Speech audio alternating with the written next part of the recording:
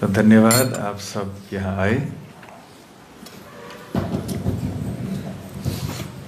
हरे कृष्ण। सभी उपस्थित सभी को कृपया मोबाइल फोन बंद कर दें।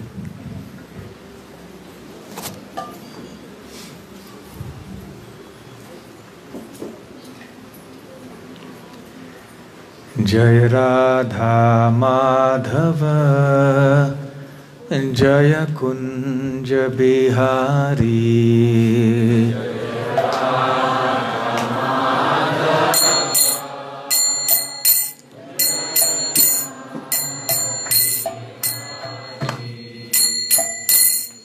जय राधा माधव जय कुंज बिहारी।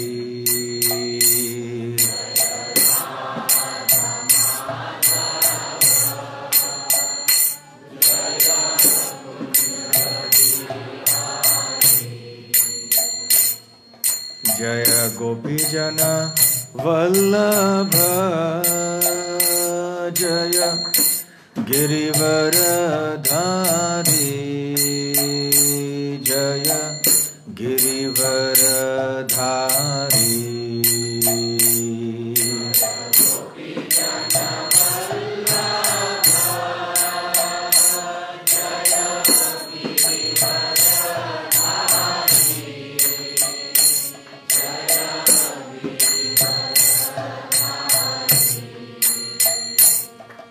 जय गोपीजन वल्लभ जय गिरिवरधारी। जय गिरिवरधारी।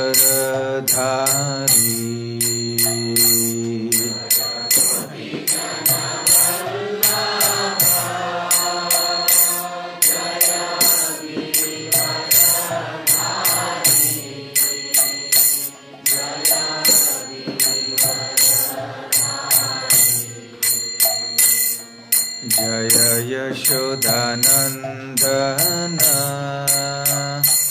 जय ब्रज जनरंजन।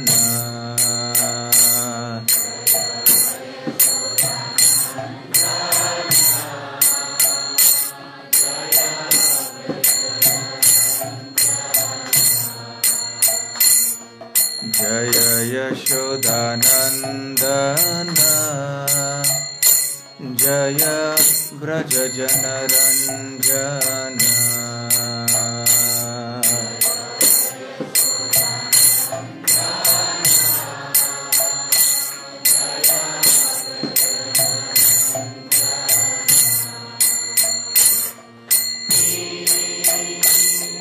जय राधा माधव जय कुंज बिहारी।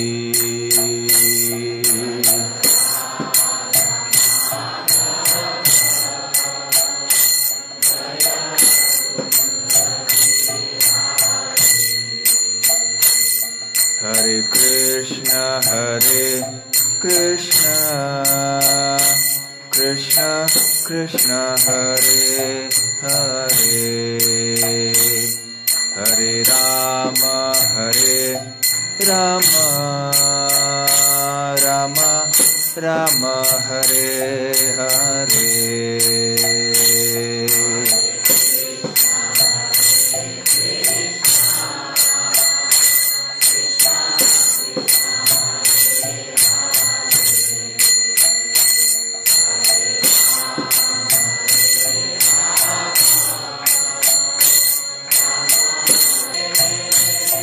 हरे Krishna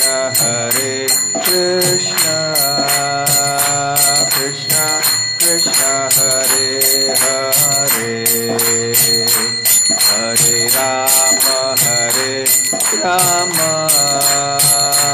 Ram Ram Hare Hare.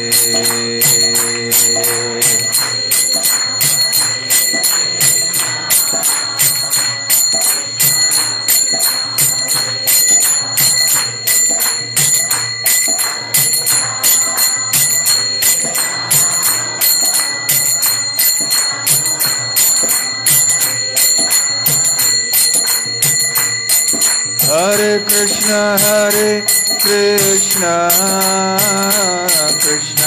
Krishna Hare Hare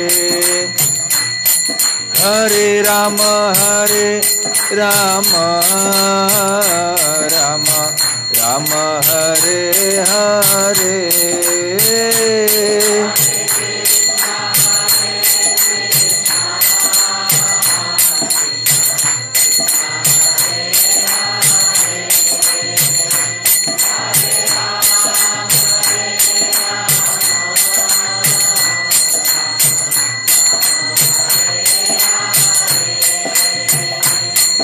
Radha Gokulanand Radha Gokulanand Radhe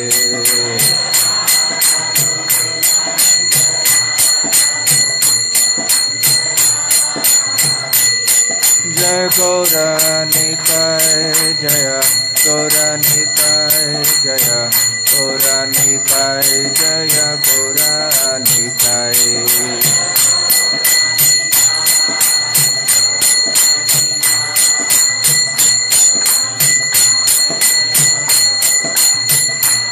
Jaya Jagannath Jaya Jagannath Jaya Baladeva Jaya Subhadra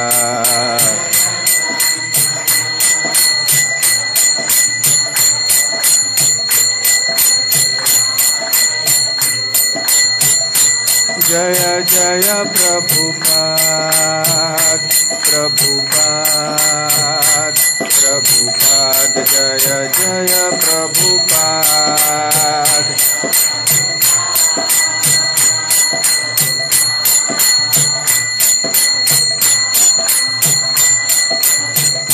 Nitai Gaura Hari Bol Hari Bol Hari Bol Nitai Gaura Hari Bol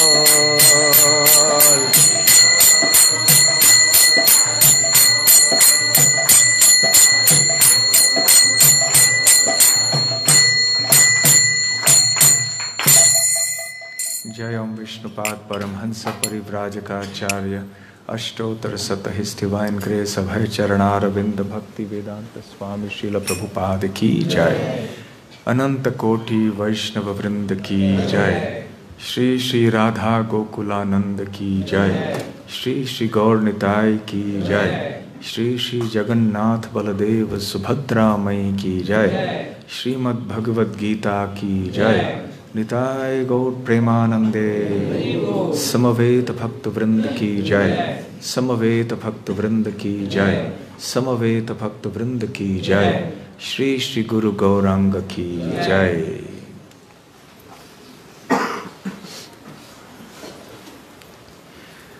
ओम नमो भगवते वासुदेवाय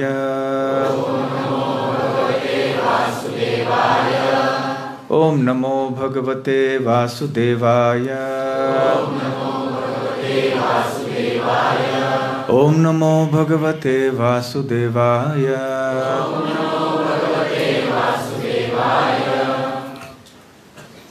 आज हम पठन करेंगे श्रीमद् भगवद गीता के 8वें अध्याय के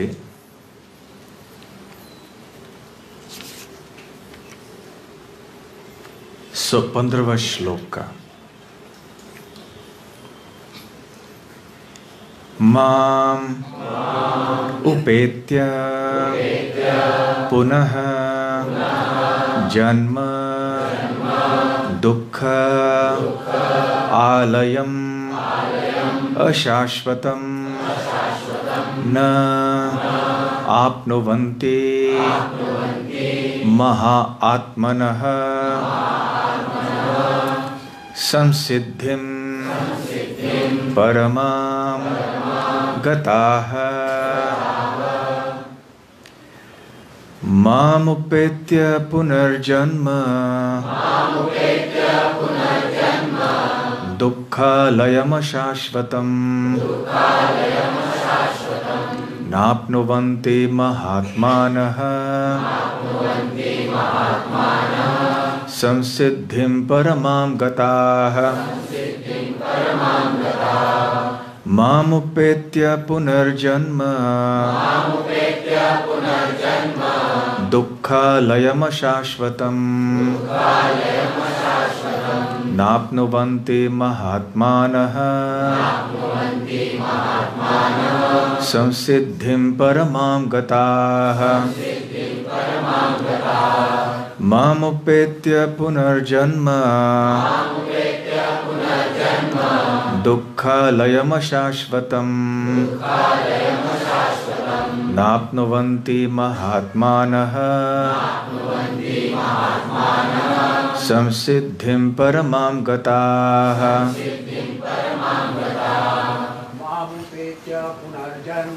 मामुपेत्य पुनर्जन्म दुःखालयमशाश्वतम् नाप्नुवन्ति महात्मानः संसिद्धिं परमां गताः। मामुपेत्य पुनर्जन्म दुःखालयमशाश्वतम् नाप्नुवन्ति महात्मानः संसिद्धिं परमां गताः। माता जी, मामुपेत्य पुनर्जन्म दुःखालयमशाश्वतम्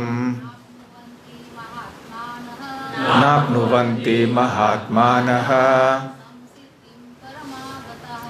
संसिद्धिं परमां गताः। मामुपेत्य पुनर्जन्म दुःखालयमशाश्वतम् नाप्नुवन्ति महात्मानः संसिद्धिं परमां गताः। माम मुझको उपेत्य प्राप्त करके पुनः फिर जन्म जन्म दुख आलयम दुःखालयम दुखों के स्थान को अशाश्वतम क्षणिक न कभी नहीं आपनुवन्ति प्राप्त करते हैं महात्मनः महात्मनः महात्मानः महान पुरुष संसिद्धिम सिद्धि को परमाम परम गताः प्राप्त हुए। अनुवाद और तात्पर्य श्रील प्रभुपाद द्वारा। अनुवाद। मुझे प्राप्त करके महापुरुष जो भक्ति योगी हैं कभी भी दुखों से पूर्ण इस अनित्य जगत में नहीं लौटते, क्योंकि उन्हें परम सिद्धि प्राप्त हो चुकी होती है। तात्पर्य।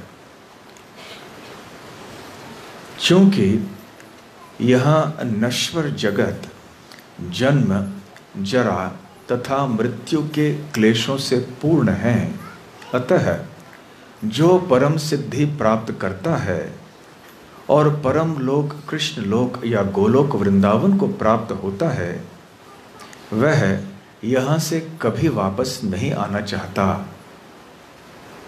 इस परम लोक को वेदों में अव्यक्त अक्षर तथा परमागति कहा गया है। दूसरे शब्दों में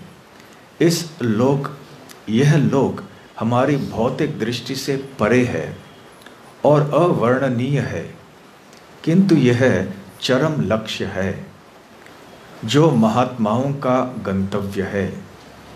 महात्मा अनुभव सिद्ध भक्तों से दिव्य संदेश प्राप्त करते हैं और इस प्रकार वे धीरे धीरे कृष्ण भावनामृत में भक्ति विकसित करते हैं और दिव्य सेवा में इतने लीन हो जाते हैं कि वे न तो किसी भौतिक लोक में जाना चाहते हैं, यहाँ तक कि न ही वे किसी आध्यात्मिक लोक में जाना चाहते हैं। वो केवल कृष्ण तथा कृष्ण का सामीप्य चाहते हैं, अन्य कुछ नहीं। यही जीवन की सबसे बड़ी सिद्धि है। इस श्लोक में भगवान कृष्ण के सगुणवादी भक्तों का विशेष रूप से उल्लेख हुआ है। ये भक्त कृष्ण कृष्ण भावनामृत में जीवन की परम सिद्धि प्राप्त करते हैं। दूसरे शब्दों में वे सर्वोच्च आत्माएं हैं। अनुवाद दोहराइए। मुझे प्राप्त करके महापुरुष जो भक्ति योगी हैं, कभी भी दुखों से पूर्ण इस अनित्य जगत में नहीं लौटते, क्योंकि उन्हें परम सिद्धि प्राप्त हो चुकी होती है। ओम ज्ञानतिमिरान्धस्य ज्ञानाञ्जनशलाकया चक्षुरुन्मीलितं येन तस्मै श्रीगुरवे नमः।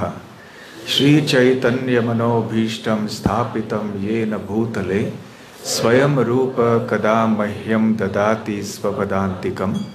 वन्देऽहं श्रीगुरुः श्रीयुतपदकमलं श्रीगुरून् वैष्णवांश्च श्रीरूपं साग्रजातं सहगण रघुनाथान्वितं तं सजीवं साद्वैतं सावधूतं परिजनसहितं कृष्ण चैतन्यदेवं श्रीराधा कृष्णपादां सहगण ललिता श्रीविशाखान्वितांश्च। नमो ओं विष्णुपादाय कृष्णप्रेष्ठाय भूतले श्रीमते भक्तिवेदांत स्वामिन्निति नामिने। नमस्ते सारस्वते देवे गौरवाणी प्रचारिणे निर्विशेष शून्यवादी पाश्चात्य देश तारिणे। वाञ्छाकल्पतरुभ्यश्च कृपा सिन्धुभ्य एव च पतितानां पावनेभ्यो वैष्णवेभ्यो नमो नमः। जय श्री कृष्ण चैतन्य प्रभु नित्यानंद श्री अद्वैत गदाधर शिवासादि गौर भक्त वृंद। कृष्ण कृष्ण कृष्ण हरे हरे, हरे राम राम राम हरे हरे। हरे कृष्ण। आप सबका श्री श्री राधा गोकुलानंद मंदिर में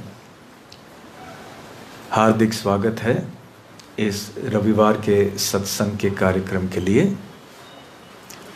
आशा करते हैं कि जिस तरह बाहर पानी की वर्षा हो रही है, उसी तरह से भगवान कृष्ण की कृपा की वृष्टि भी आपके हृदय में बरसती रहे और हम सब इकट्ठे मिलकर भगवान की भक्ति के रास्ते में आगे बढ़ते रहे।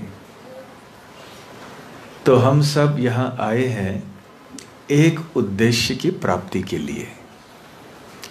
यहाँ से कोई व्यक्ति ऐसा नहीं है जो इस मंदिर में आता है भोग प्राप्त करने के लिए या संसार में प्रगति प्राप्त करने के लिए, धन कमाने के लिए इत्यादि।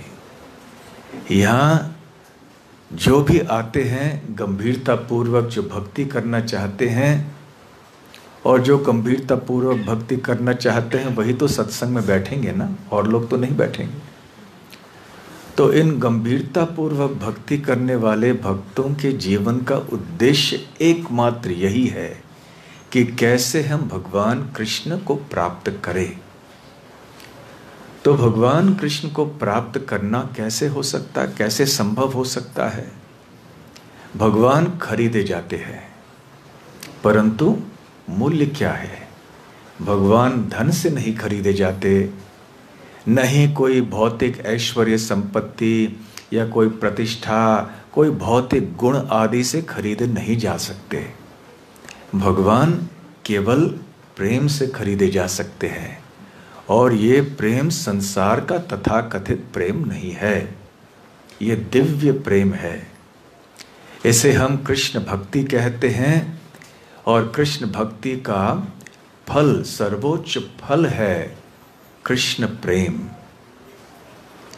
वो प्रेम जिसको प्राप्त करने के बाद और कोई भी चीज प्राप्त करने लायक नहीं रह जाएगी हमारे लिए। अभी भी साधन भक्ति करते हुए हमारे मन में ये एक बात स्पष्ट होनी चाहिए कि भगवान श्री कृष्ण के चरण कमलों के प्रति शुद्ध प्रेम हमारे हृदय में जागृत करवाना, ये हमारे जीवन का एकमात्र उद्देश्य होना चाहिए। तो मन में ये प्रश्न उठ सकते हैं कि कितने सारे और उद्देश्य होते हैं हमारे जीवन में। परिवार का भरण पोषण करना होता है, स्वास्थ्य को संभाल के रखना होता है, बच्चों की पढ़ाई के लिए कितने सारे और कर्तव्य होते हैं। तो क्या इन सब उद्देश्यों का पालन हमें नहीं करना चाहिए? अवश्य करना चाहिए, परंतु कृष्ण भावनामृत में करना चाहिए।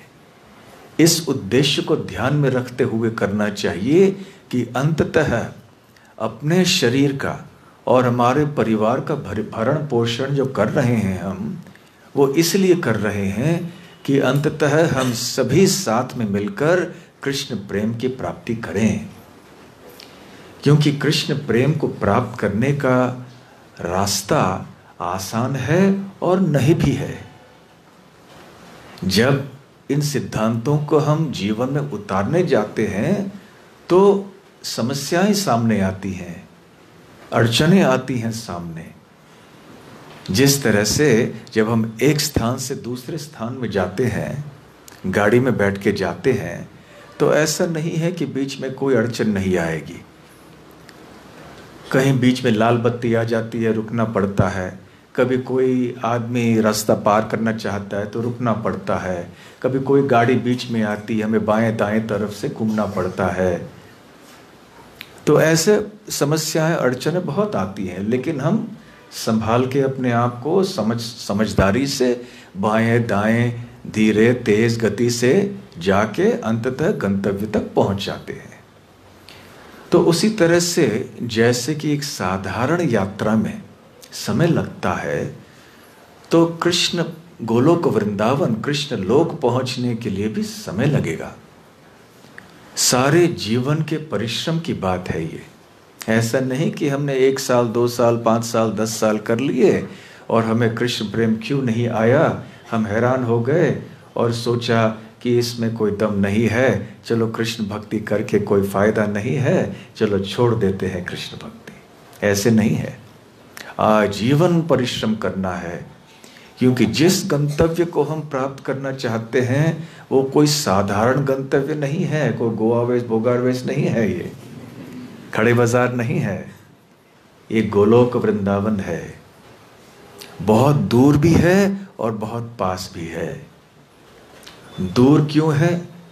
क्योंकि ये कोई भौतिक जगत का स्थान नहीं है। ये भौतिक ब्रह्मांड इतना विशाल है कि इसकी कल्पना हम नहीं कर सकते। और ऐसे अनंत कोटि ब्रह्मांड हैं। इन अनंत कोटि भौतिक ब्रह्मांडों के परे है आध्यात्मिक आकाश। और उस आध्यात्मिक आकाश और भौतिक जगत के बीच में कारण सागर है, जिसको विरजा कहते हैं। उस आध्यात्मिक आकाश में बहुत सारे वैकुंठ लोक हैं, आध्यात्मिक लोक, जिसमें भगवान नारायण विराजमान रहते हैं।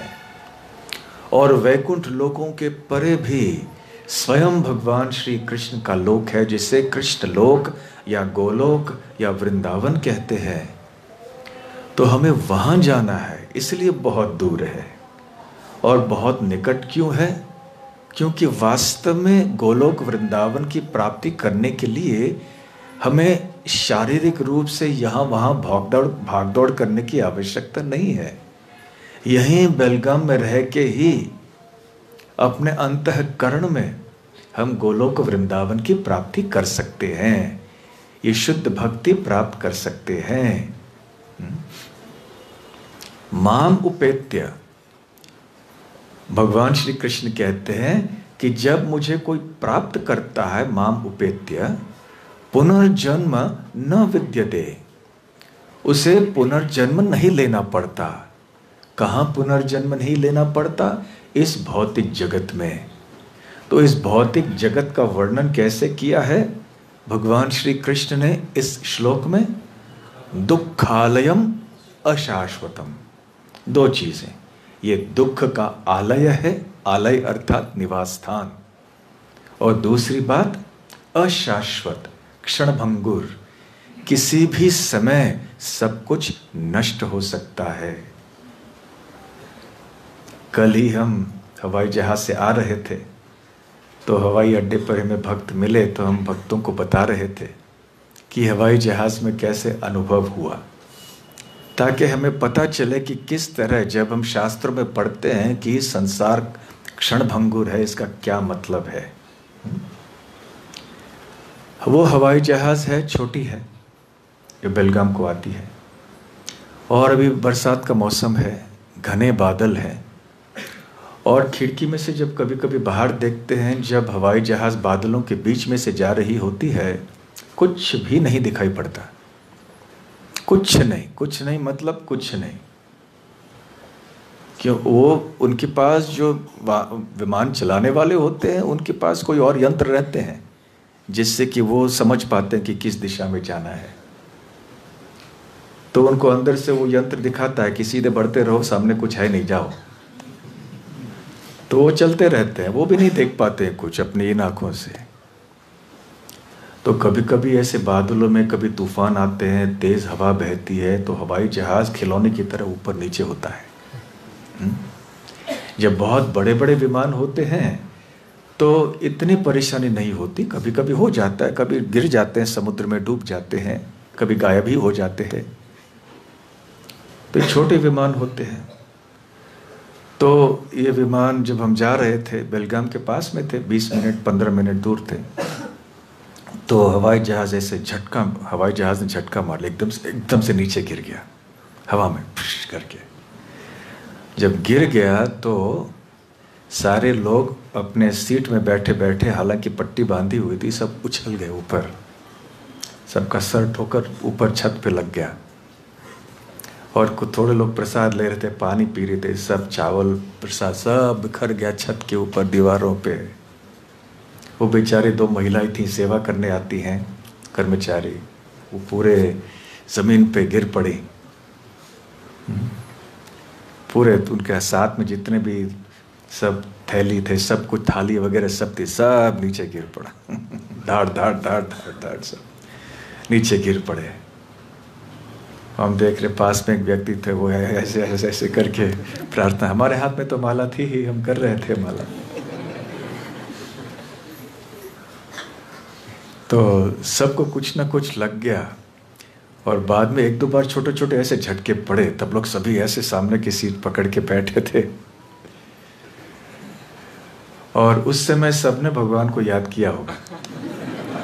उसके बाद सब ऐसा कोई नास्तिक नहीं रहा होगा, यदि हुआ भी होगा पहले से नास्तिक, तो उसके बाद कोई नास्तिक नहीं रहा होगा। उसने सोचा होगा भगवान रक्षा कीजिए, रक्षा कीजिए। हाँ, तो ये है संसार।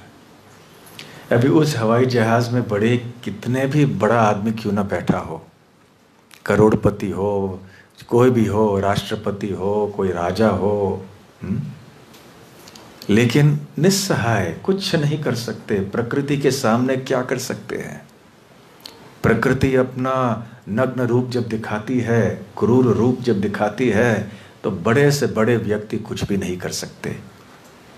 तो हम छोटे से खिलौने हैं प्रकृति के हाथ में। ये संसार के में रहते हुए क्या अपेक्षा कर सकते हैं? किसी भी समय कुछ भी हो सकता है। इसलिए ये शब्द आता है क्षणभंगुर। क्षणभंगुर अर्थात किसी भी क्षण ये भंग हो सकता है। इसलिए संसार भी क्षणभंगुर है। संसार के भीतर हमारे पास जितने भी चीजें हैं वो सब क्षणभंगुर हैं।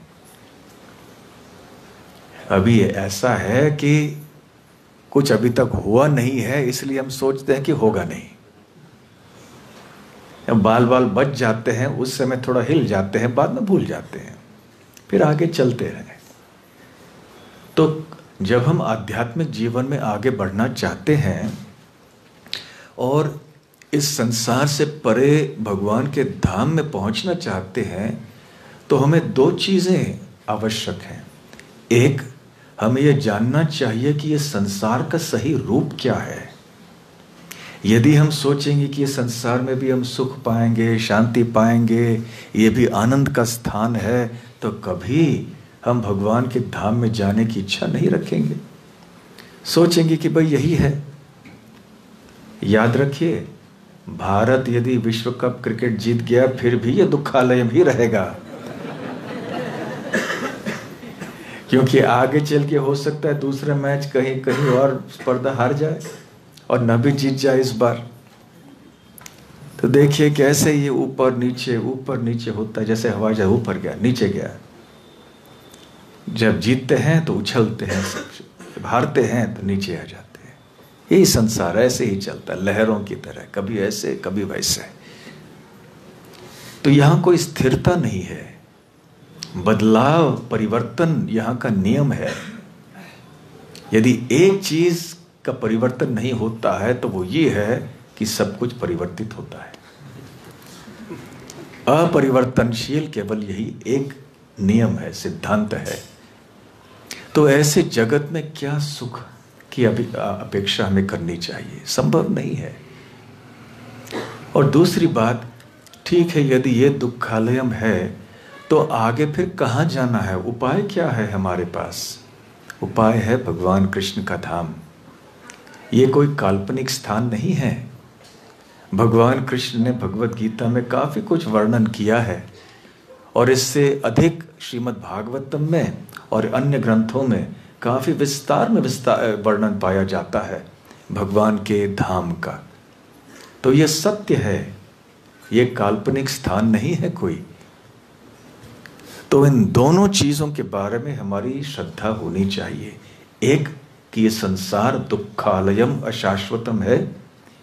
यहां भौतिक कार्यों में, भौतिक जीवन में, संसार में रहते हुए कोई भौतिक सुख की संभावना शून्य है, पहली बात।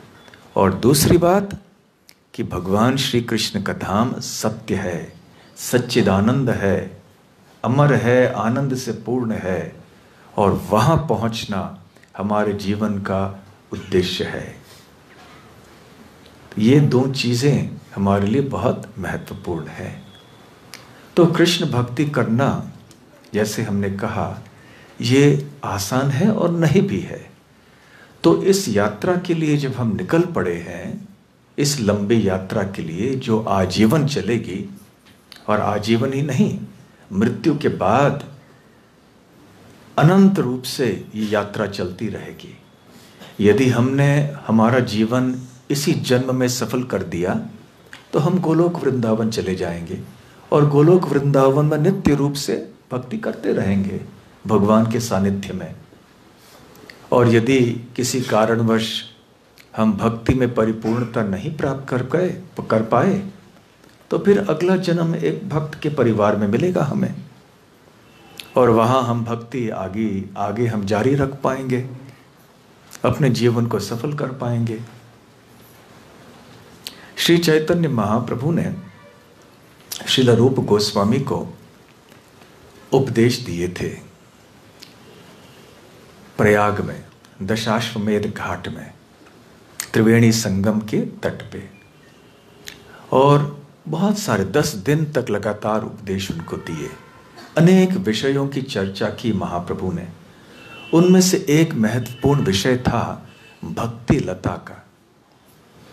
श्रीमान महाप्रभु ने भक्ति की चर्चा, एक तुलना एक लता से की है। लता आप जानते हैं ना? लता होती है, लता मंगेशकर नहीं, लता एक पेड़ जैसे पौधा होता है जो जिसको किसी सहारे की आवश्यकता होती है, दीवार की, खंबे की, किसी पेड़ की। अंग्रेजी में इसको क्रीपर कहते हैं। तो भक्ति की तुलना एक लता से की गई है।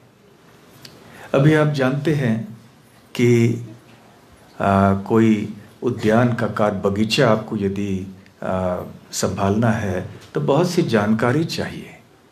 तो अभी थोड़ी देर के लिए हम ये चर्चा करेंगे कि यदि आपको कोई फल चाहिए तो इसके लिए क्या क्या करना चाहिए। आपका बगीचा आपको बनाना है अच्छी तरह से, तो भी थोड़ी देर के लिए भक्ति रहने देते हैं, बगीचे की बात करते हैं, और फिर बगीचे से बाद फिर कैसे भक्ति में आएंगे हम देखते हैं। ठीक है? अच्छा, ये बताइए कि आपको आम चाहिए या केला चाहिए। आम के लिए बहुत समय लगता है, केला चाहिए आपको जिसके लिए कम समय लगता है फल आने के लिए। तो आपको क्या चीज़ें चाहिए, कौन सी चीज़ें चाहिए आपको केले प्राप्त करने के लिए? अब ये मत कहिए पैसा चाहिए, स्कूटर चाहिए, बाजार में जाके लेके आएंगे। नहीं, स्वयं आपको खेती करनी है। तो क्या क्या चाहिए? सबसे पहले क्या होना चाहिए आपके पास? मिट्टी होनी चाहिए, ज़मीन होनी चाहिए। सही है? पहली बात मिट्टी या ज़मीन। दूसरी बात, उसके पहले पानी किस में डालेंगे? बीज। बीज चाहिए ना, बीज चाहिए। बीज कहाँ डालेंगे? मिट्टी में डालेंगे। बीज मिट्टी में डाल लिया, बारिश नहीं, आप भी पानी नहीं देंगे तो क्या होगा कुछ? तो तीसरी बात कौन सी है? पानी चाहिए। अब पानी आपने दे दिया, आपके पास खेत है, परंतु उस पौधे की रक्षा आपको करनी है कि नहीं करनी है? करनी है ना, बहुत तरह से करनी है आपको रक्षा। तो क्या करना है? कभी कभी एक आवरण को आपको तैयार करना है, ताकि कोई चरते हुए जो पशु हैं, गाय बैल हैं, बकरे हैं, वो आगे खा न जाए उसको।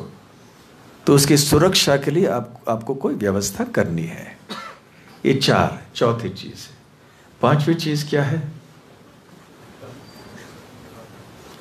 जब आप बीज डालेंगे मिट्टी में और पानी भी डालेंगे, तो बहुत ऐसे जंगली घास हैं, जंगली पौधे हैं जो ऊपर आ जाते हैं ज़मीन में से।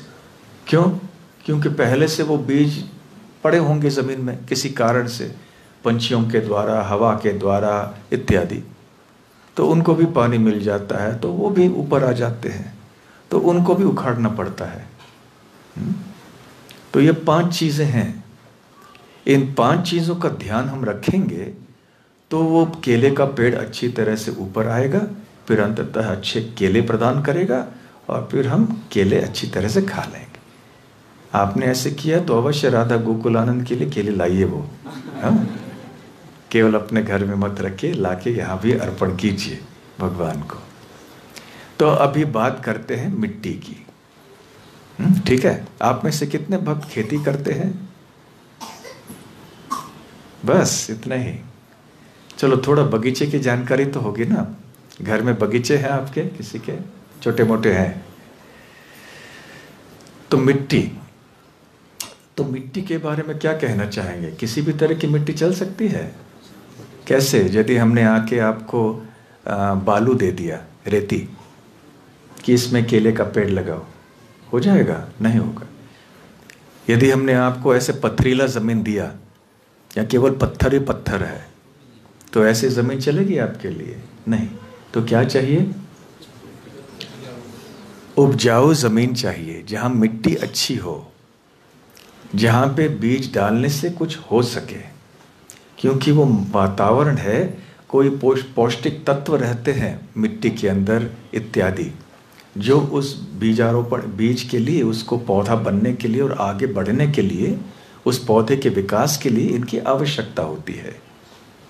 तो मिट्टी, केवल ज़मीन या मिट्टी होना काफ़ी नहीं है, सही तरह की ज़मीन होनी चाहिए, सही तरह की मिट्टी होनी चाहिए, जो उपजाऊ हो। दूसरी बात, बीज कैसे होना चाहिए?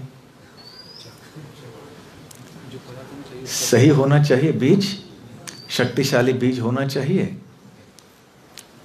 यदि ऐसे बीज दे दिया जिसको उबलाया हुआ हो, जिसको तल के आपने दे दिया, चलो इसको मिट्टी में डालो, तो क्या उससे कुछ निकलेगा पौधा? कई बार हम ये कहानी बताते हैं, ये कहानी भी अभी याद आ गई, चलो बोल ही डालते हैं। आपने सुनी होगी हमसे कभी एक आध बार शायद। कि एक बार एक राजा था, तो उसके कोई संतान नहीं थे। तो उसने सोचा कि अभी आगे मेरे बाद राज्य कौन संभालेगा, तो कोई ना कोई एक राजकुमार तो होना चाहिए। तो योग्य व्यक्ति कौन है मेरे प्रजा में जिसको मैं राजकुमार नियुक्त करूं। तो उन्होंने विज्ञापन दिया सब जगह। तो बहुत सारे नवयुवकों ने अपने नाम दे दिए कि हमें भी राजकुमार बनना है। तो बहुत सारी परीक्षा आदि सब हुई और हजारों की संख्या में नवयुवकों ने अपने नाम दिए। उनमें से एक 10-15 चुने गए। तो वो 10-15 आ गए राजा के सामने।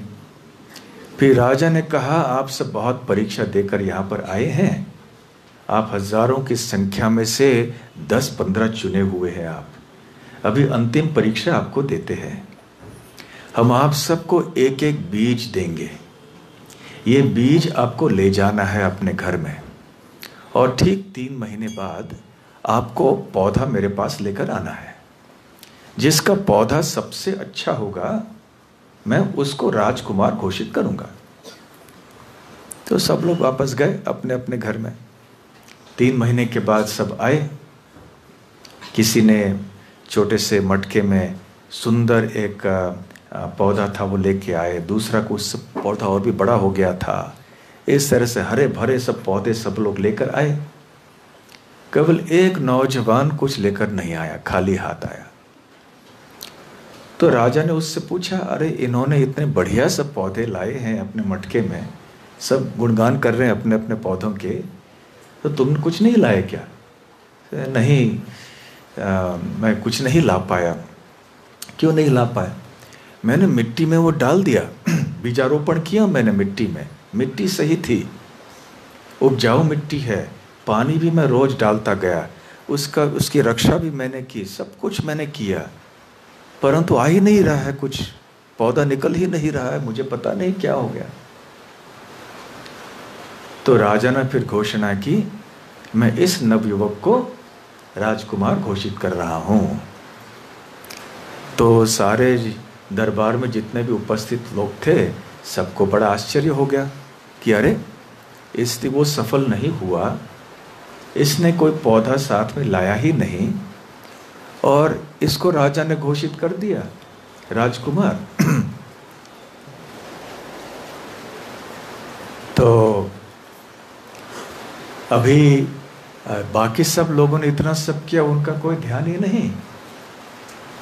तो फिर राजा ने बताया कि देखो ऐसे है कि पहले जितने भी बीज थे ना, मैंने उनको गर्म पानी में डाल के उबाला था, इसलिए इनकी जो शक्ति है वो सब नष्ट हो चुकी है। अब वो शक्ति इनके अंदर नहीं रही पौधा बनने के लिए। इसलिए ये जो 15 लोग आए हो, इसमें से एक ही लड़का है जो सच बोल रहा है। आप 14 लोगों ने धोखा दिया है। आपने भी देखा होगा कि कुछ आ नहीं रहा है, तो आपने दूसरा बीज ले आके उसमें डाल के आपने ऐसे धोखेबाजी की है। जो राजा होना चाहिए वो ईमानदार होना चाहिए, धोखेबाज नहीं होना चाहिए। आपके पास इतने सारे अच्छे गुण हैं, इसलिए परीक्षा यहाँ तक आप सफल होके यहाँ तक आए, लेकिन अंतिम परीक्षा में आप असफल हो गए, क्योंकि आप सब धोखेबाज हैं, ये अकेला ईमानदार है।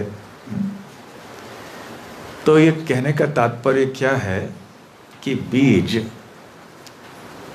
सही भी हो, लेकिन उबला हुआ हो, कुछ ऐसे किया हो तो उसकी शक्ति नहीं रहती। तो मिट्टी भी सही हो, पानी भी देते रहे तो क्या फ़ायदा? बीज सही होना चाहिए, सही जगह से भी आपको मिलना चाहिए, उसमें कोई धोखा नहीं होना चाहिए। कोई आपको दे दे कि चलो बबूल का बीज दे दे आपको, और आप सोचते ये कह के कि ये आम का बीज है, और आपने बबूल का बीज बो दिया और देखते अरे आम नहीं आ रहा है। वो कहावत आप जानते हैं ना, बबूल का बीज बोए तो आम कहाँ से होए, है ना। हमारे कर्मों के लिए सिद्धांत के संबंध में ये कहावत होती है कि हम बुरे कर्म करते हैं जीवन में, तो जीवन में सुख की अपेक्षा कैसे कर सकते हैं? जब बबूल का बीज जो बहुत कड़वा होता है इत्यादि उसको बोते हैं, तो मीठे आम की अपेक्षा कैसे कर सकते हैं। तो खैर इस तरह से सही व्यक्ति से हमें पाना चाहिए वो बीज, और वो बीज जब सही व्यक्ति देगा हमें, तो हम भरोसा कर सकते हैं कि ये बीज भी सही है। तो बीज सही होना चाहिए, बीज देने वाला हमको सही होना चाहिए। और फिर यदि मिट्टी सही हो, बीज सही हो, परंतु ज़मीन सूखा है, बरसात नहीं, अभी आ गई बरसात, लेकिन कितनी परेशानी थी अभी भारत में, कितने महीनों से कितनी जगह यहाँ भी हमने सुना कि कुएं सब सूख गए। यहाँ पर भी हमारे मंदिर के आसपास में भी पहले कभी ऐसे हमने सुना नहीं कि कुएं सूख गए।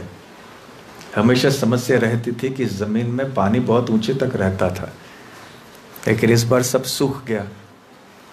तो जब ज़मीन में भी पानी नहीं है, कोई गीलापन नहीं है, बरसात नहीं है, और हम ऊपर से पानी भी नहीं डालेंगे, तो फिर क्या वो बीज पौधा बन जाएगा?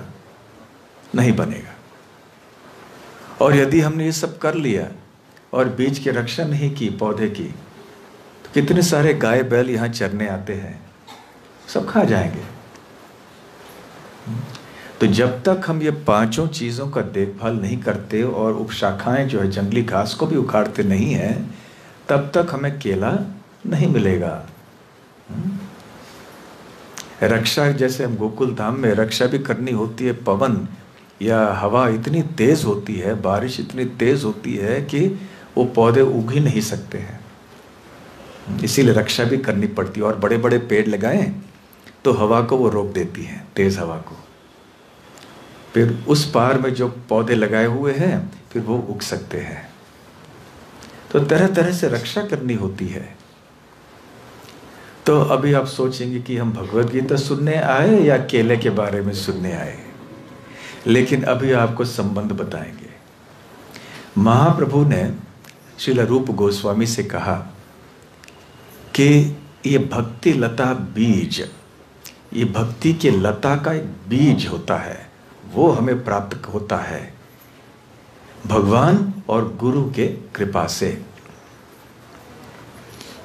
श्रील प्रभुपाद जी तात्पर्य में कहते हैं कि हर कार्य या हर वस्तु के पीछे एक कोई मूल कारण होता है जिसको हम बीज कहते हैं।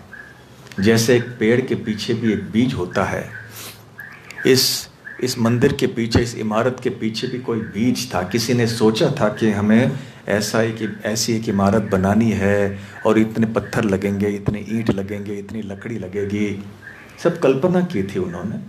वो बीज था उनके मन में। फिर कागज़ पे उन्होंने लिखा होगा, कुछ नक्शा वगैरह बनाया होगा, फिर आगे इतनी सुंदर इमारत खड़ी हो गई। तो उसी तरह से भक्ति लता के लिए भी कोई एक बीज होनी चाहिए। तो ये बीज क्या है? ये बीज है भक्ति का बीज।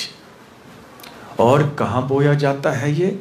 एक ऐसे व्यक्ति के हृदय में जो आगे चल के भक्त बने।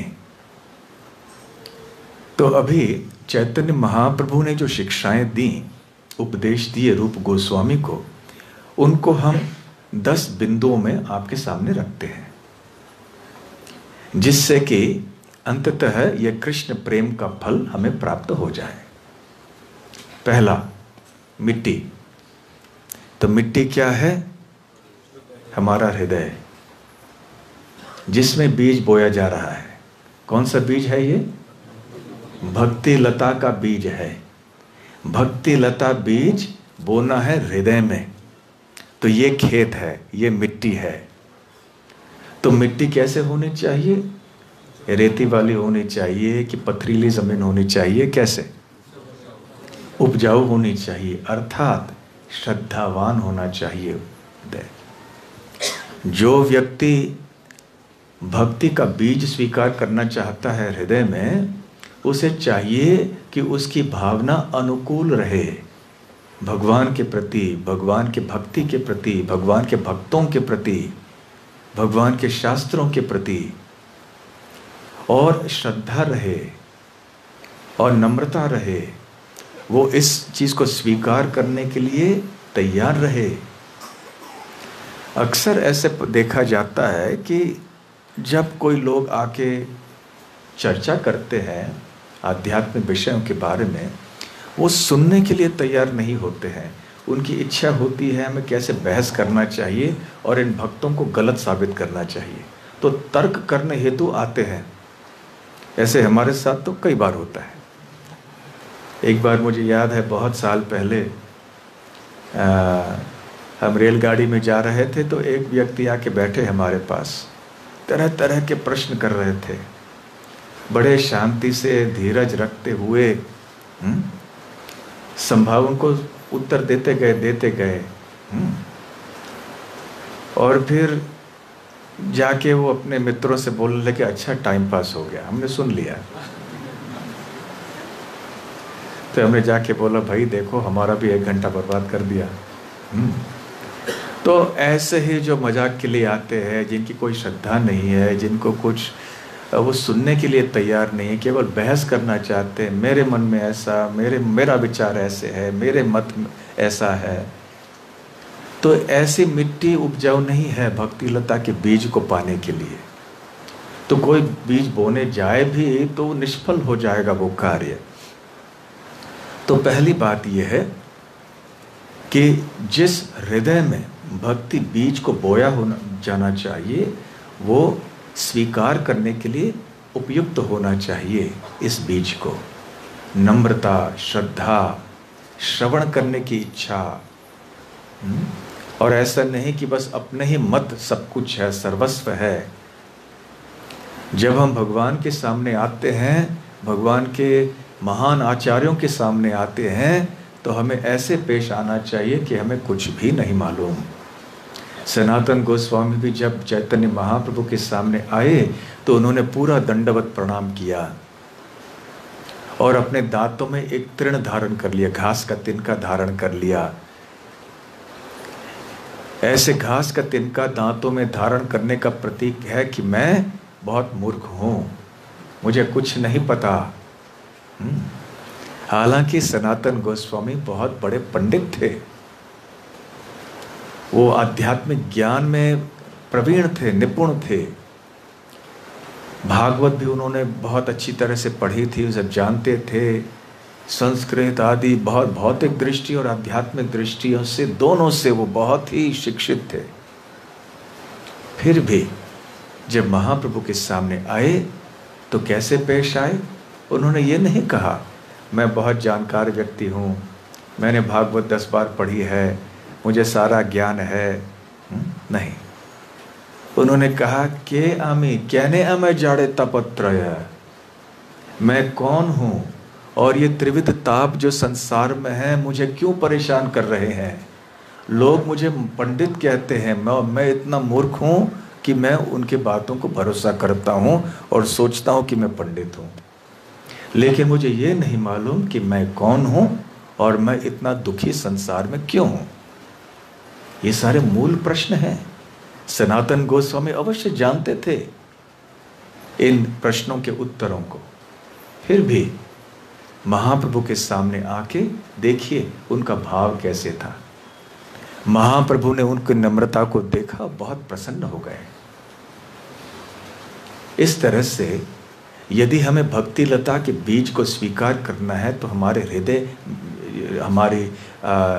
हृदय रूपी मिट्टी जो है वो बहुत उपजाऊ होनी चाहिए, नम्रता और श्रद्धा होनी चाहिए। दूसरी बात, मिट्टी के बाद क्या चाहिए? बीज। तो बीज कैसे होना चाहिए? आपको केला या आम चाहिए और किसी ने आपको बबूल का बीज दे दिया, चलेगा? नहीं, सही बीज लेना चाहिए, भक्ति का बीज लेना चाहिए, ना कि किसी दूसरा बीज लेना चाहिए। कई बार भक्त ये पूछते हैं कि टीवी पे हमने फलाने व्यक्ति का प्रवचन देखा, कितना अच्छा बोलते हैं वो, कहीं कोई और कहीं कथा करते हैं, कुछ क्या बोलते हैं, कभी किसी ने कुछ किताब लिखी है, तो ऐसे लगता है कि वो हमारे उपदेशों की शिक्षाओं की तरह ही है, परंतु ऐसे नहीं होता है। कभी कभी उनकी शिक्षाओं में और हमारे वैष्णव शिक्षाओं में बहुत सा अंतर होता है।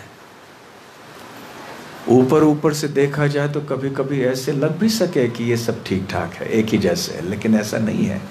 दिखने में जो दो बीज एक जैसे लगेंगे किसी अजानकार व्यक्ति को, परंतु जानकार व्यक्ति समझ पाएगा ये दोनों बीज अलग हैं। केले का बीज एक तरह होता है और बबूल का बीज दूसरे तरह का होता है। तो जब बीज हम स्वीकार करते हैं तो हमें सोचना चाहिए कि कौन सा बीज ले रहे हैं, वास्तविक भक्ति का बीज ले रहे हैं या किसी अन्य अभिलाषा बीज ले रहे हैं।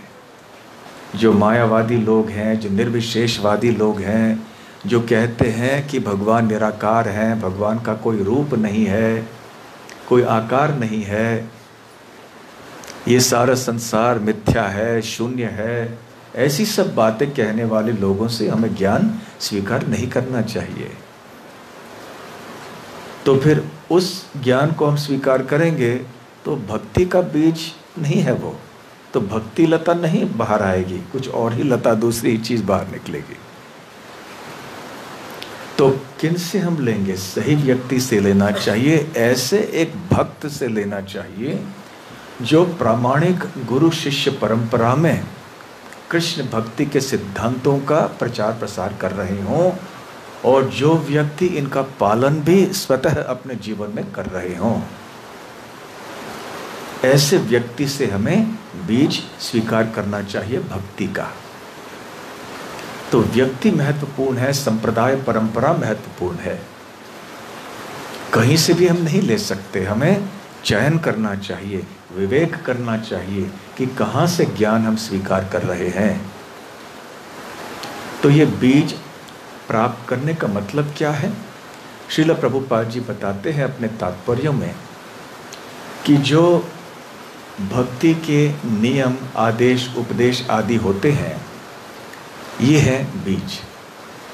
जैसे हमें बताया जाता है कि आपको रोज कम से कम 16 माला हरे कृष्ण महामंत्र का जप करना चाहिए, आपको मंदिर में आके भगवान के श्री विग्रह का दर्शन करना चाहिए, आपको हरिनाम संकीर्तन करना चाहिए, गीता और भागवत का पठन करना चाहिए।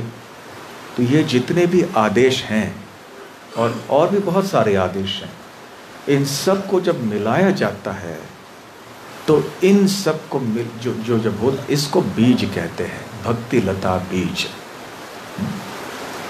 और विशेष रूप से दीक्षा के समय ये दिए जाते हैं, ऐसे प्रभुपाद जी कहते हैं। परंतु दीक्षा के पहले भी इनका पालन करना अनिवार्य होता है, अन्यथा दीक्षा के लिए हम योग्य होंगे ही नहीं। तो सही बीज हमें प्राप्त करना चाहिए, सही भक्त से प्राप्त करना चाहिए। तो ये है दूसरी बात, मिट्टी और बीज। तीसरी बात कौन सी है? पानी देना। तो चलो, हमारा हृदय अच्छा है, हम स्वीकार करने के लिए तैयार हैं, हम आए यहाँ पे संस्था में, प्रभुपाद जी के वाणी को हम स्वीकार कर रहे हैं। बीज का रोपण हो गया, गुरु कृष्ण प्रसादे पाए भक्ति लता बीज। तो ये बीज की प्राप्ति होती है कृष्ण कृपा से और गुरु कृपा से। प्रभुपाद जी कहते हैं कि भगवान कृष्ण की कृपा से हमें गुरु मिलते हैं और गुरु की कृपा से हमें भक्ति मिलती है। जब हम भक्ति करते हैं तो कृष्ण प्राप्त हो जाते हैं। इस तरह से ये है कृपा। भगवत कृपा और गुरु कृपा का अर्थ ये नहीं है कि हमें बहुत धन मिल जाए, हम बहुत प्रसिद्ध व्यक्ति हो जाएं, ये सब नहीं है। तो अब जब ये मिल गया हमें भक्ति लता का बीज, अब हमें क्या करना चाहिए? बीजारोपण हमने मिट्टी में कर लिया, अभी क्या करना है? पानी देना है। तो भक्ति लता बीज का सिंचन कैसे करना है हमें? श्रवण और कीर्तन से। चैतन्य महाप्रभु बताते हैं कि भगवान कृष्ण का नाम लेना, जप करना, कीर्तन करना, उनकी कथा सुनना, इनके ग्रंथों का पठन करना, अध्ययन करना, ये सब श्रवण कीर्तन है। तो ये सब हमें करते रहना चाहिए। तो जब हम ये सब करेंगे तो भक्ति में आगे प्रगति करेंगे। और प्रभुपाद जी अपने तात्पर्यों में चेतावनी देते हैं हम सबको, कहते हैं कि ऐसा कहीं कोई भक्त न सोचे कि अब मैंने तो 5 साल 10 साल 20 साल 40 साल चलो मैंने जप किया है, अभी थोड़ा आराम कर लो, अभी जप करने की आवश्यकता नहीं है, अभी भागवत पढ़ने की आवश्यकता नहीं है, खूब पानी डाल दिया, बहुत सारा सिंचन कर लिया। तो नहीं, प्रभुपाद जी कहते हैं ऐसे हो तो हम गोलोक वृंदावन नहीं जा सकेंगे, हमारा पतन हो जाएगा। इसलिए श्रवण कीर्तन हमेशा जारी रखना चाहिए, प्रतिदिन होना चाहिए। जब मंदिर में हम नहीं आ पाते हैं तो घर में होना चाहिए, या तो घर के पास कहीं कोई सत्संग हो तो वहां जाना चाहिए, परंतु श्रवण कीर्तन अवश्य होना चाहिए। जैसे कि यदि सिंचन किसी बीज का ठीक से न हो तो वो पौधा नहीं उगेगा। तो वह तीसरी बात। उसके बाद क्या करना चाहिए? आवरण, उसकी रक्षा करनी चाहिए। तो रक्षा कैसे करनी चाहिए? चैतन्य महाप्रभु बताते हैं कि जब ये भक्ति लता उगने लगती है, हृदय के जमीन से बाहर निकलने लगती है, तो एक बहुत खतरनाक चीज़ है जिससे हमें बहुत सावधान रहना चाहिए। और वो क्या है? वो एक ऐसे पागल हाथी के समान है जो हमारे बगीचे में चले आए और बगीचे में पूरी तरह से तहस नहस कर दे। जैसे आपके पास केले का बगीचा हो और उसमें हाथी चले आए तो क्या हालत होगी बगीचे की, है ना? तो उसी तरह से भक्ति लता जब हमारे हृदय से उग रही है तो वैष्णव अपराध के पागल हाथी को उस नहीं प्रवेश करने देना चाहिए। अर्थात वैष्णवों के प्रति हमें प्रेम से रहना, कि प्रेम के सब का व्यवहार करना चाहिए, वैष्णवों की निंदा नहीं करनी चाहिए, वैष्णवों का अपमान नहीं करना चाहिए। ये बहुत आवश्यक है। तो यह है चौथा स्तर। पांचवा है, श्रील प्रभुपाद जी बताते हैं कि हमारे भक्ति लता करने के लिए सबसे श्रेष्ठ सुरक्षा ये है कि हम शुद्ध भक्तों का संग करें। जितना ज़्यादा हम शुद्ध भक्तों का संग करेंगे उतने ही सुरक्षित हमारी भक्ति लता रहेगी। अच्छा, बारिश की आवाज़ में आप सब सुन पा रहे हैं? पीछे सुन रहे हैं तो हाथ ऊपर कीजिए। अच्छा, ठीक है। ऐसा सोचिए कि कृष्ण कृपा की वृष्टि हो रही है। वास्तव में कृष्ण कृपा ही है, नहीं तो हम खाएंगे क्या, है ना? बारिश नहीं होगी तो अनाज नहीं होगा, अनाज नहीं होगा तो प्राण कहाँ से होगा? तो ये चौथी चीज कौन सी है? चौथी चीज आवरण, वैष्णव अपराध से बचना, और पांचवा शुद्ध भक्तों का संग करना। प्रभुपाद जी कहते हैं यदि हमें ऐसे लगे कि संस्था के भीतर ये समस्या है, वो समस्या है, वो शुद्ध भक्त नहीं, वो शुद्ध भक्त नहीं, फिर भी हमें भक्तों का संग छोड़ना नहीं चाहिए। ऐसा कहते हैं प्रभुपाद जी तात्पर्य में। और छठी बात जो वो कहते हैं अपने भक्ति लता की रक्षा के लिए, कि जितना आवश्यक हमारे लिए है शुद्ध भक्तों का संग करना, उतना ही आवश्यक है अभक्तों के संग को त्याग करना। क्योंकि जब हम ज़्यादा अभक्तों के संग में रहते हैं तो उनकी विचारधारा जो है, उनकी चेतना का प्रभाव हमारे ऊपर होता है और हमारा सोच विचार, हमारा रहन सहन उनकी तरह होने लगता है धीरे धीरे धीरे धीरे से, और हम प्रभावित हो जाते हैं उनके संग से। धीरे धीरे भक्तों के प्रति, भगवान के प्रति, भक्ति के प्रति हम अपराध करने लगते हैं। तो प्रभुपाद जी कहते हैं कि यदि हमें अपराध से बचना है तो अभक्तों के संग से दूर रहना चाहिए। अब अभक्तों का संग तो सबको करना पड़ता है ना जीवन में। अभी हम भी सफ़र करते हैं, यहाँ वहाँ जाते हैं, रेलगाड़ी में, हवाई जहाज़ में, बस में, कितने सारे अभक्त मिलते हैं। और आप सब जो नौकरी करते हैं, व्यवसाय करते हैं, आपको अपने अपने संसार को संभालना होता है, कितने सारे अभक्तों को मिलना पड़ता है। तो जब प्रभुपाद जी कहते हैं कि अभक्तों का संग नहीं करना चाहिए, इसका क्या मतलब है? इसका मतलब है कि जितना कम से कम ऐसे करना हो वो करना चाहिए। सबसे पहली बात, जितनी आवश्यकता है उतनी ही करनी चाहिए, उससे अधिक नहीं करनी चाहिए। और दूसरी बात, जब ऐसे संग करते भी हैं जहां की जिसको हम आवश्यक समझते हैं, जैसे हमारे व्यवसाय के लिए इत्यादि, तो उन लोगों का संग करते समय उन चीज़ों में हमें रुचि नहीं लेनी चाहिए जिन चीज़ों में वो लोग रुचि लेते हैं। यदि वो लोग रुचि लेते हैं सिनेमा देखने में और थोड़ा शराब पीने में, यहाँ वहाँ होटलों में जाके खाने में, तो हमें उन चीज़ों में उनका साथ नहीं देना चाहिए। चले व्यवसाय के लिए हम मिल रहे हैं, चलो अभी पढ़ाई के लिए हम विश्वविद्यालय में जाते हैं तो साथ में पढ़ने वाले छात्र आदि होते हैं, चलो उनके साथ कुछ हमें गणित के बारे में या जो भी है चर्चा करना पड़े, बस ठीक है। लेकिन इससे अधिक ऐसा संग नहीं करना चाहिए उनके साथ जिसके द्वारा हमारे भक्ति के ऊपर गलत प्रभाव पड़े। तो ये है छठी बात। फिर अब ये रक्षा हो गई भक्ति लता की। तो भक्ति लता की रक्षा 3 चीज़ों से होती है। 1, वैष्णव अपराध से बचना, 2, शुद्ध भक्तों का संग करना, और 3, अभक्तों के संग से जितना हो सके उतना दूर रहना। तो ये हो गए 6। अब जहाँ तक उपशाखाओं या जंगली घास की बात है, चैतन्य महाप्रभु बताते हैं कि बहुत सावधान होना चाहिए।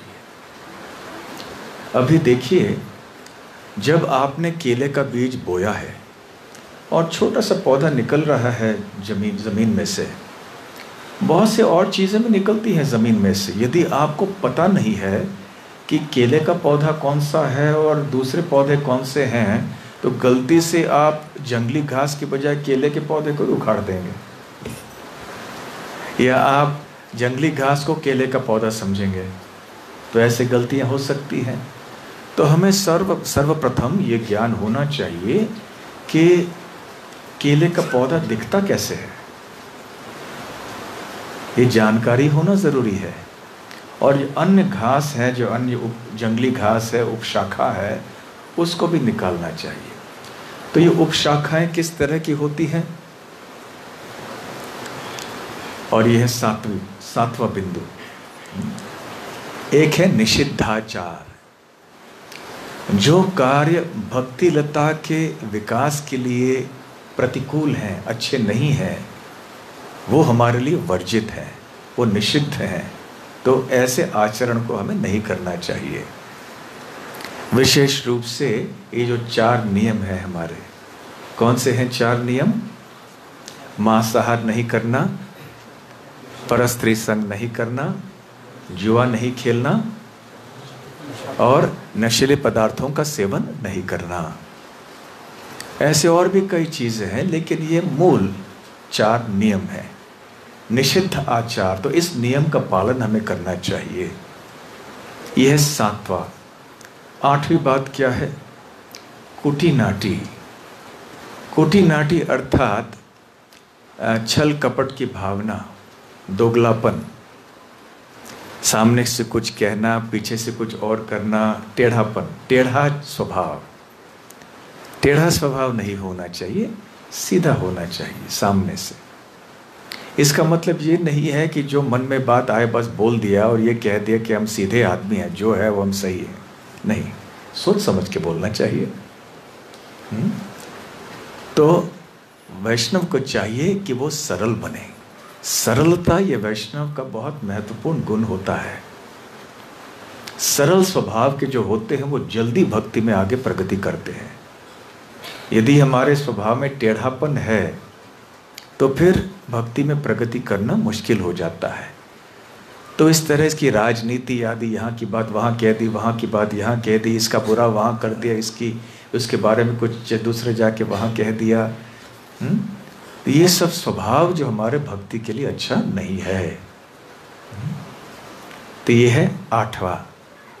9वां है जीव हिंसन, जिससे हमें बचना चाहिए, जीवों के प्रति हिंसा करना। तो श्रील प्रभुपाद जी बताते हैं कि इसके 3 तात्पर्य हैं। जीव हिंसन का एक सीधा मतलब है कि पशुओं की हत्या नहीं करना। दूसरे शब्दों में कम से कम हमें शाकाहारी होना चाहिए। दूसरी बात, दूसरों के प्रति हमें घृणा नहीं करनी चाहिए, या हमें जलना नहीं चाहिए, ईर्ष्या नहीं होनी चाहिए दूसरों के प्रति। अपने शब्दों से भी दूसरों के दिल को दुखाना नहीं चाहिए जहाँ तक हो सके। और जीव हिंसन का और एक मतलब श्रील प्रभुपाद जी बताते हैं, वो ये है कि यदि हम धर्म के नाम पर किसी को इंद्र तृप्ति में आगे बढ़ने के लिए प्रेरित करते हैं, जैसे कि कई तथाकथित प्रवचनकार आदि होते हैं, तो वो भी जीव हिंसन है। जब हम धार्मिक प्रचार करते हैं तो इस प्रचार के द्वारा केवल कृष्ण भक्ति की ही बढ़ोतरी करवानी चाहिए। कैसे लोगों को संसार के आसक्ति से दूर ले जाएं और भक्ति के रास्ते में आगे बढ़ा के ले जाएं, ये इस बात के ऊपर हमें जोर देना चाहिए। ऐसा नहीं करेंगे तो ये भी जीव हिंसन है। और अंत में 10वीं बात जो चैतन्य महाप्रभु बताते हैं, वो है कि हमें पूजा लाभ प्रतिष्ठा से बच के रहना चाहिए। लाभ अर्थात कोई भक्ति में आके चलो हमें ज़्यादा पैसा मिल गया तो हम कृष्ण भक्ति करेंगे तो और पैसा हमको मिल जाएगा। नहीं, ये उद्देश्य नहीं है। भले ऐसा हो सकता है कि आप आए भक्ति में और आपके आमदनी बढ़ गई, कम भी हो सकती है। इसका मतलब ये नहीं कि आप सोचें कि पैसे ज़्यादा कमाने के लिए हम भक्ति करें। नहीं, पूजा प्रतिष्ठा, पूजा की लोग आके दंडवत करे, हमको प्रभु जी कहे। पहले तो कोई प्रभु जी नहीं कहते थे ना हमको, भक्ति में आने के बाद सब प्रभु जी कहने लगे। पहले तो अरे इकड़ी है, एक इधर आओ बोलते थे, अभी प्रभु जी बोलते हैं। तो जब ऐसे सम्मान मिलने लगता है, हमको लोग प्रणाम करने लगते हैं, तो फिर थोड़ा खतरा होने लगता है। हमें लगता है कि भक्ति करने का उद्देश्य ये है, इस तरह का सम्मान प्राप्त करना समाज में। जहाँ भी बाहर जाते हैं, बाज़ार में भी जाते हैं, अरे आप हरे कृष्ण वाले हैं ना, आओ आओ, बिठाते हैं, कुछ खिलाते पिलाते हैं। तो हमें ये नहीं सोचना चाहिए कि ये उद्देश्य है भक्ति का। इन चीज़ों से आसक्त नहीं होना चाहिए। और प्रतिष्ठा, थोड़ी प्रसिद्ध होने लगते हैं कि अरे आप इतना बढ़िया कीर्तन करते हो, आप इतनी अच्छी सेवा करते हो, अरे इतने विद्वान हो आप, इतने अच्छे प्रवचन आप देते हो, तो प्रतिष्ठा बढ़ने लगती है। तो ये तीनों चीज़ें, पूजा लाभ प्रतिष्ठा की जो कामनाएं हैं, ये बहुत हानिकारक होती हैं हमारे भक्ति लता के विकास के लिए, वृद्धि के लिए। तो इन 3 चीज़ों से बहुत बच के रहना चाहिए हमें। और जब हम भक्ति करते हैं तो ये तीनों चीज़ें अपने आप आ जाएंगी, इसलिए बहुत संभाल के रहना चाहिए। तो ये 10वीं बात है। तो ऐसे ये 10 नियमों का पालन, इन 10 चीज़ों का पालन हम करेंगे, तो फिर अंत में वो मीठा फल मिलेगा। केला नहीं, कृष्ण प्रेम, कृष्ण प्रेम का फल हमें मिलेगा। और बेलगाम में बैठ के भी मिलेगा। यदि हम इन 10 नियमों का पालन यहाँ पे करेंगे, तो यहाँ भक्ति करते करते ये भक्ति लता हमारे हृदय से बढ़ते बढ़ते बढ़ते इस ब्रह्मांड के आवरणों को छेद करके, विरजा पार करके, ब्रह्म ज्योति पार करके, वैकुंठ लोकों को पार करके, गोलोक वृंदावन पहुँच के भगवान श्री कृष्ण के चरण कमलों में आके आश्रित होगी और वहाँ पे फलित होगी वो लता, और कृष्ण प्रेम का फल वहाँ निकल आएगा। और यहाँ बेलगाम में बैठे हुए वो गोलोक वृंदावन के कृष्ण प्रेम के फल को हम चख सकते हैं। तो ये चैतन्य महाप्रभु की शिक्षा है। तो फिर से थोड़ा विचार करते हैं।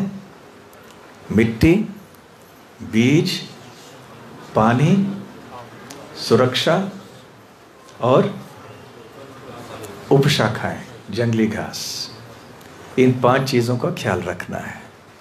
तो मिट्टी भक्ति लता के संबंध में क्या है? इसका मतलब हमारे हृदय को अनुकूल बनाना, भक्ति लता बीज को स्वीकार करने के लिए नम्र होना, श्रद्धालु होना।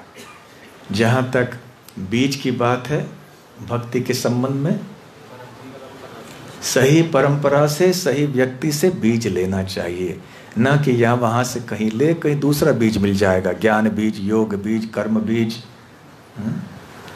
भक्ति लता बीज चाहिए तो प्रामाणिक परंपरा, भक्तों के परंपरा से लेनी चाहिए और इन आदेशों का पालन करना चाहिए। तीसरी बात, पानी, अर्थात श्रवण कीर्तन को बंद नहीं करना चाहिए। चाहे कितने भी साल हो गए होंगे हमारे भक्ति में, श्रवण कीर्तन हमेशा जारी रखना चाहिए। तीसरी बात। और फिर सुरक्षा के लिए कौन सी 3 बातें बताई गई थी? पहली बात, वैष्णव अपराध नहीं करना। दूसरी बात, शुद्ध भक्तों का संग करते रहना। तीसरी बात, अभक्तों के संग से दूर रहना। तो ये 4, 5 और 6। और फिर 4 बातें और कौन सी थी? उपशाखाओं के बारे में। तो पहला कौन सा था? निषिद्ध आचार, 4 नियमों का पालन आदि करना। दूसरी बात, कुटिनाटी, टेढ़ा व्यवहार नहीं करना, सरलता हमारे व्यवहार में होना आवश्यक है। तीसरी बात, जीव हिंसन, केवल कृष्ण प्रसाद लेना चाहिए, दूसरों के प्रति ईर्ष्या आदि नहीं करनी चाहिए, किसी को दुख नहीं पहुंचाना चाहिए, और धर्म के नाम पे इंद्र तृप्ति को नहीं बढ़ाना चाहिए, और अंततः पूजा लाभ प्रतिष्ठा से दूर रहना चाहिए। कुल मिलाकर ये कितने बिंदु हो गए? 10 बिंदु। तो ये 10 बिंदु, इनका पालन करेंगे तो बहुत ही बढ़िया ऐसे बगीचा होगा। महाप्रभु कहते हैं सबको माली बनना चाहिए। तो हम सब यहाँ माली बनने आए हैं, कृष्ण प्रेम के फल को प्राप्त करने के लिए हम माली हैं सब, और अन्यों को भी माली बनाना चाहिए। और जितना हम इस कृष्ण प्रेम के फल को बांटेंगे उतना ही स्वाद हमें कृष्ण प्रेम के फल का मिलेगा। तो इस तरह से महाप्रभु वो हमें रास्ता दिखा रहे हैं जिससे हम सदैव हमेशा के लिए इस भौतिक दुख भरे भौतिक संसार से मुक्त होकर भगवान के धाम को प्राप्त हो जाएंगे। और जब तक ये शरीर है, भले ही कितने ही चुनौतियां या समस्याएं क्यों न आए, इनके बीच में रहते हुए भी हम आंतरिक स्तर पे कृष्ण भक्ति के आनंद का आस्वादन करते रहें। और फिर जब समय आएगा शरीर त्यागने का, तो हम भगवान कृष्ण के धाम गोलोक वृंदावन में चले जाएंगे। और ये हमारी जीवन की सफलता है। हरे कृष्ण कृष्ण कृष्ण हरे हरे, हरे राम राम राम हरे हरे। क्षमा कीजिए, कुछ पता नहीं चल, ज़्यादा देर हो गई। तो आप याद रहेंगे इस 10 चीज़ों, ठीक है।